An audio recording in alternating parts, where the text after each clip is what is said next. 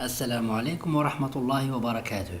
مرحبا بكم إخواني أخواتي في حلقة جديدة من حلقات المحترف.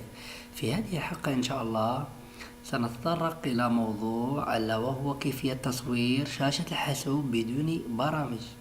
فمثلا أنا أشاهد فيديو ووصلت لقطة وأريد أن أصورها، فاليوم سأشرح لك كيفية تصوير شاشة الحاسوب بدون برامج. على بركة الله تابعوا معي هذا الفيديو إلى الآخر لكي تفهموا جيدا. مثلا هذا هو الفيديو،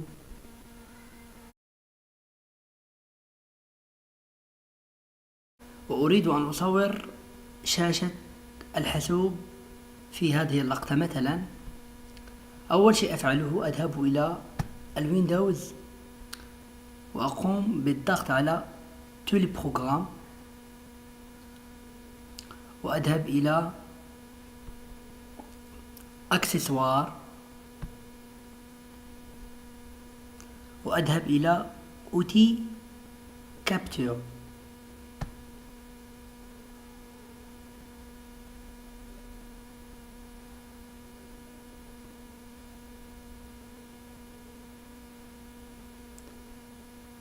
والضغط على nouveau،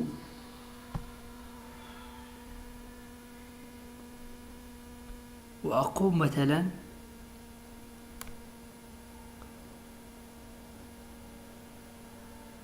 بتصوير شاشة الحاسوب بهذه الطريقة، وأذهب إلى الفيديو وأقوم بغلق الفيديو،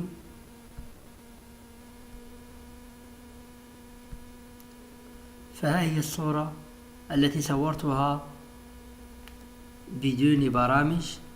هذه هي الصورة الملتقطة من الفيديو، وتقوم بتغيير شيء ما أو كتابة الشيء فوق الصورة مثلا، فتذهب إلى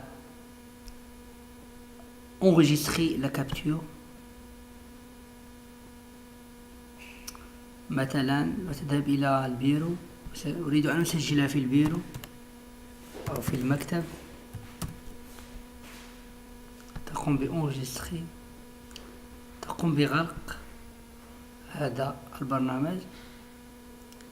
فها هي الصورة التي قمت بتصويرها